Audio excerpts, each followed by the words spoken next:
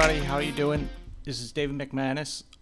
Excited to be here today because I finally get to step out from behind the director's chair and talk to Antonio about content and our content not ranking. So what should we do? So I think that it's kind of a position that everyone's been in before.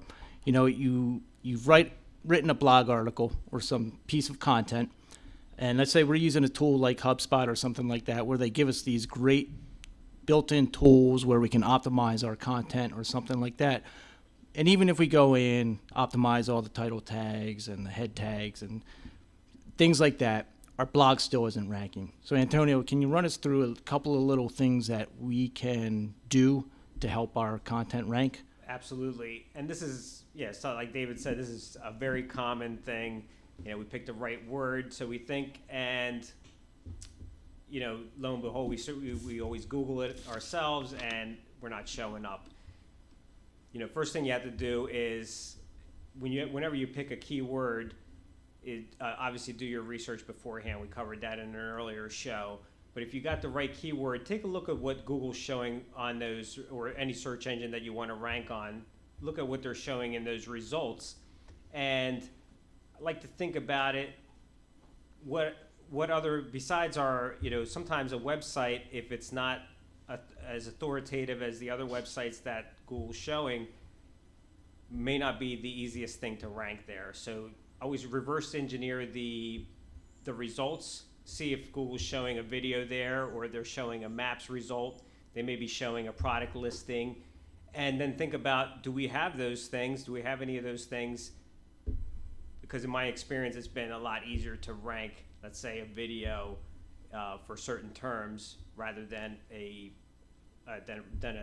blog post, where it may be easier to rank a maps listing than your web page.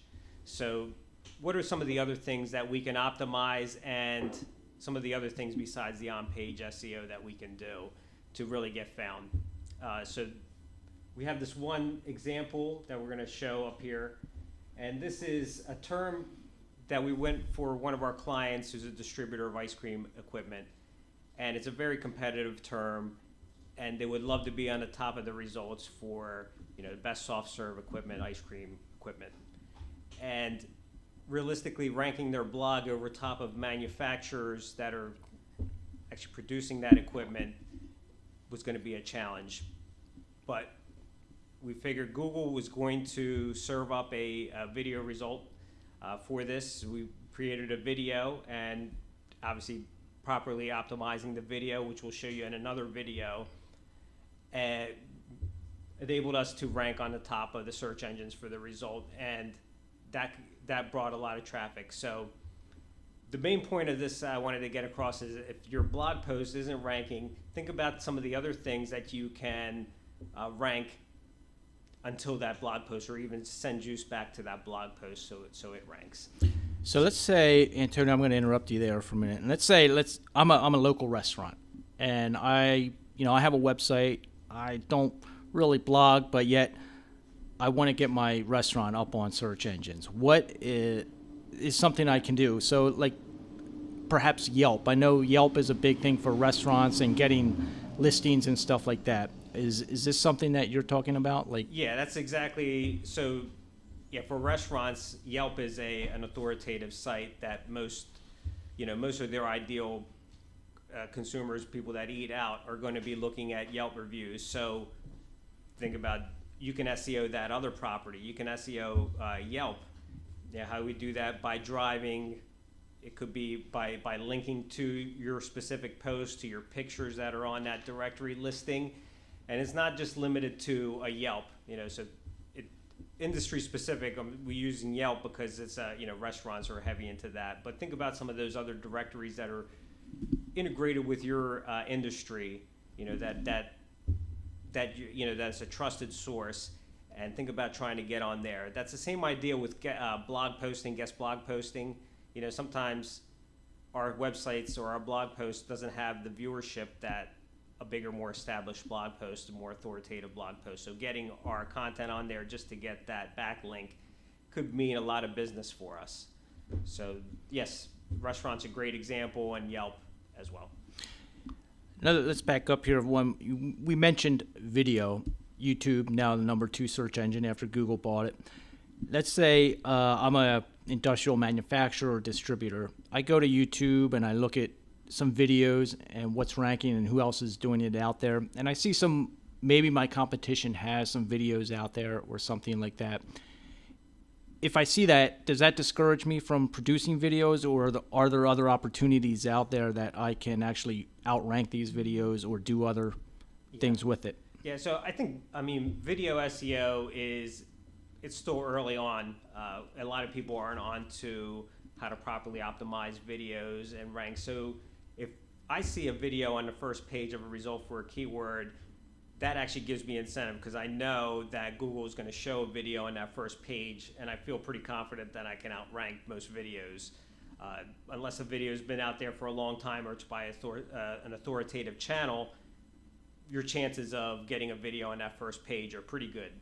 So, yeah, as I said, I look at that as a signal that Google is going to show a video on that search results page, and it's an encouragement, actually, not a deterrent. And I know last week we touched upon amplifying our content. We did a quick little show about that. How important, again, will that be in helping us with our SEO? Is there a relation or correlation to setting up these networks and different networks that we can use to get our content out there and SEO? Yeah, so David's referring to the broadcasting your content out or syndicating your content. And that is very useful for SEO because Google is now looking for signals besides just the links.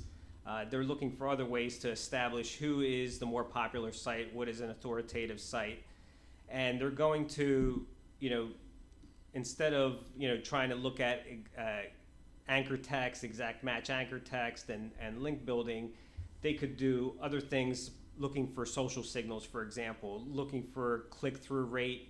And what do people do after they click on a result in the search engines? Are they staying on the site? Google and other search engines, they want to serve up the most relevant and popular content for that specific query. So they want to know that if they recommend something highly, that people are enjoying that content, that they're getting something out of it. They're not just bouncing back to the search results.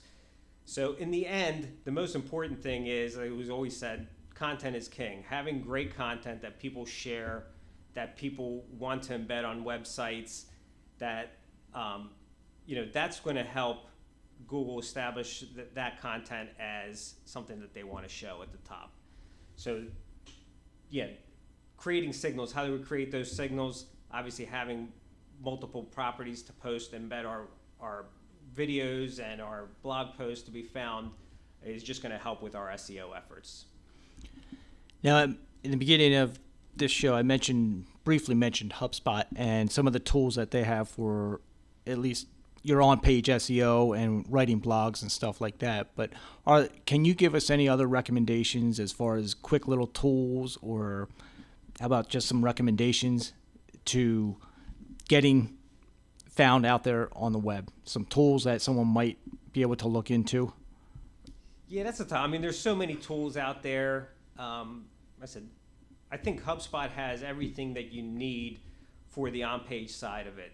Obviously, getting out there, and maybe we'll put it in a blog post, some resources that you can go out to, but I always like to stay on the cutting edge, listen to what other people are doing, and some of their ideas as well. So like tuning into a show like this to help give you some other ideas of what you can be doing to, because on-page, honestly, is just a small part of what it takes to rank your blog post. You can optimize that blog post. It can be perfect. You think you have the right density of keywords and all that, and it's great content, but sometimes that's not enough, So slowly over time, honestly, it's building up your other asset, building up the authority of that, wherever you want to rank that content. That's the key. So if you want to rank a video, obviously building the best content you can, building the best channel that you can. Once that channel gets authority, you're going to have a lot easier time ranking those videos. Same goes with the blog. The more authority that your blog has or your website has, it's a lot easier to rank that content going forward. So obviously it's, not the answer that most people want to hear, but it is there's no quick and easy, there's no silver bullet to ranking. Exactly. There is no silver bullet, and it is quite a process. But Antonio, I wanted to thank you for enlightening us once again, and I want to thank everyone out there for joining us. And this has been the Show to Grow, and thanks again for joining us.